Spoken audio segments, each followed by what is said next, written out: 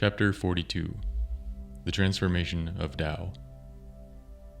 First translation. The Tao produced one. One produced two. Two produced three. Three produced all things. All things leave behind them the obscurity, out of which they have come, and go forward to embrace the brightness, into which they have emerged, while they are harmonized by the breath of vacancy. What men dislike is to be orphans, to have little virtue, to be as carriages without naves, and yet these are the designations which kings and princes use for themselves. So it is that some things are increased by being diminished, and others are diminished by being increased. What other men thus teach, I also teach. The violent and strong do not die their natural death. I will make this the basis of my teaching. Another translation. Reason begets unity. Unity begets duality. Duality begets trinity. And trinity begets the 10,000 things. The 10,000 things are sustained by yin, the negative principle. They are encompassed by yang, the positive principle, and the immaterial breath renders them harmonious. That which the people find odious, to be orphaned, lonely, and unworthy, kings and princes select as their titles. Thus, on the one hand, loss implies gain, and on the other hand, gain implies loss. What others have taught, I teach also. The strong and aggressive do not die a natural death, but I will obey the doctrine's father. And a final translation. Tao produces unity. Unity produces duality. Duality produces trinity. Trinity produces all things. All things bear the negative principle, yin, and embrace the positive principle, yang. Immaterial vitality, the third principle, qi, makes them harmonious. Those things which are detested by the common people, namely to be called orphans, inferiors, and unworthies, are the very things kings and lords take for titles. There are some things which it is a gain to lose and a loss to gain. I am teaching the same things which are taught by others. But the strong and aggressive ones do not obtain a natural death. Example, self-confident teachers do not succeed. I alone expound the basis of the doctrine of the Tao. This is quite a profound and mysterious passage that reflects the origins of all things, the way in which the universe itself unfolds. Lao Tzu begins by speaking of a sequence. The Tao produces one, one produces two, two produces three, and three produces all things. Now, these numbers are not meant to be taken literally. They rather describe the cosmic process by which the many arise from the one. The infinite variety of existence flowing from the undifferentiated source of the Tao. So, what does it mean for the Tao to produce one? This is the moment of origination, where the timeless, formless Tao gives rise to existence itself. The one is the unity behind all things, the primordial essence from which everything else springs. And yet, from this unity, a duality arises, the two.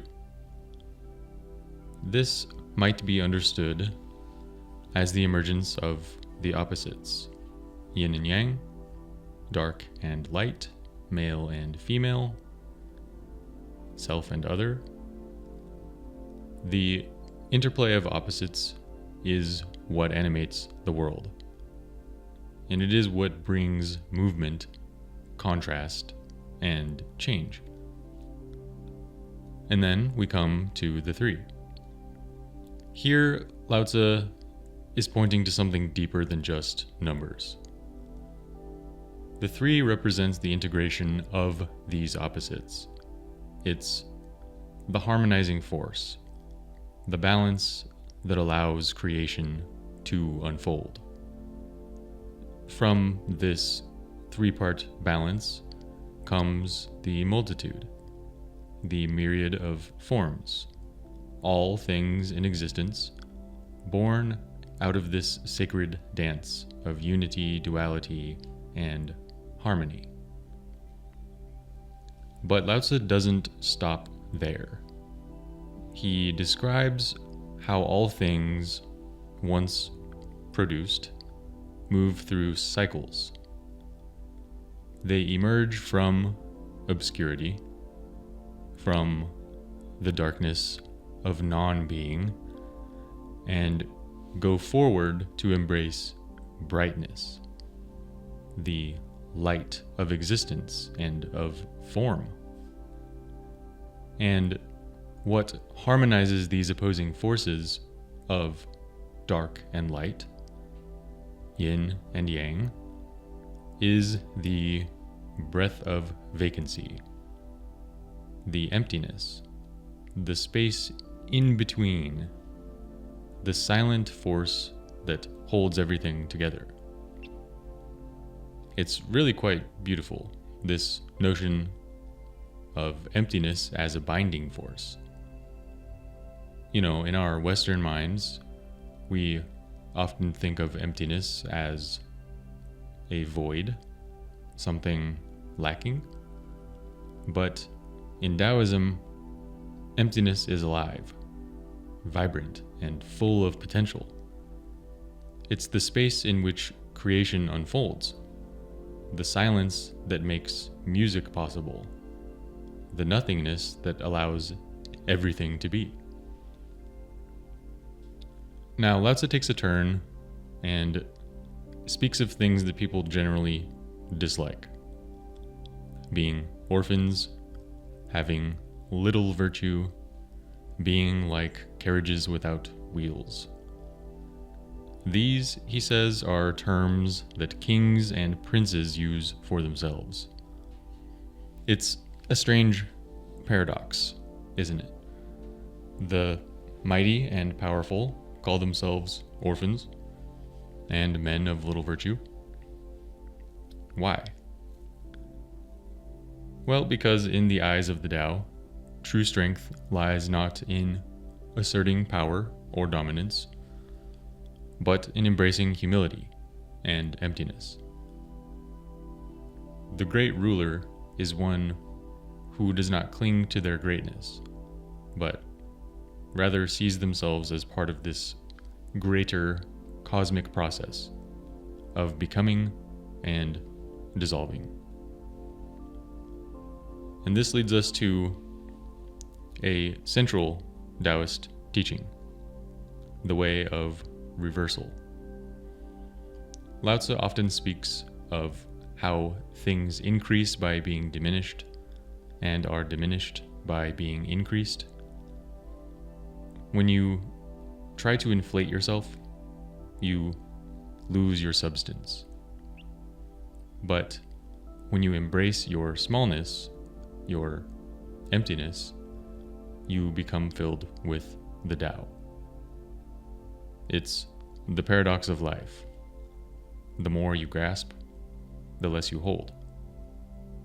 The more you let go, the more you receive.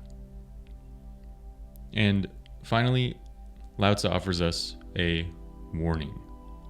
The violent and strong do not die their natural death. There's a deep lesson here if we tease it apart just a little bit.